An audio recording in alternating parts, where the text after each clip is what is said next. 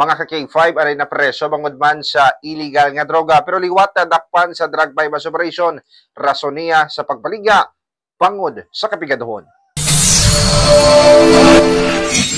Bangod sa kapigaduhon, ang rason sa lalaki ngayon nga si alias Apa, 43 anyos, sa Barangay Hibawan, Sur, Mandurriao, kung niya siyang nagabaligya sang ginadumilian nga droga. Siyang nadakpan sa drug bypass operation sa Police Station 10 sa Barangay Tapukan, Mandurriao kagabi Marso 13, 2025. Sunod sa pulis siya ang nabaklan sang isa ka plastic sang ginapatian sabu gamit ang 2,500 nga bypass money.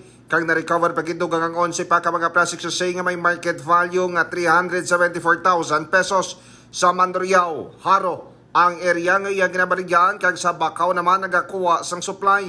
Sang 2023 siya ang napreso tungod man sa droga kag 2024 naman sa nakagawa pinagi sa pre-bargaining agreement.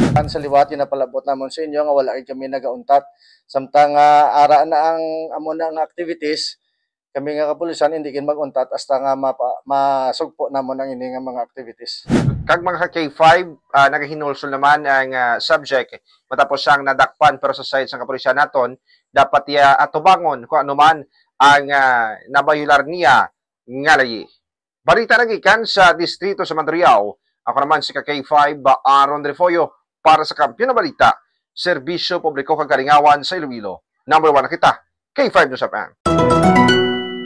Ang ining balita ang ginadulong sa inyo sang DTX Coffee Mix. Himo sa natural nga sangka pareho sang amarkuso, chia seeds, sugared cane extract powder. DTX Coffee Mix. Nakakapi ka na, naka-detox ka pa. DTX Coffee Mix. Mabakal sa mga butika. Ang ining balita ang ginadulong sa inyo sang DTX Coffee Mix. Himo sa natural nga sangka pareho sang amarkuso, chia seeds, sugared cane extract powder. DTX Coffee Mix. Nakakapi ka na, naka-detox ka pa. DTX Coffee Mix. Mabakal sa mga butika.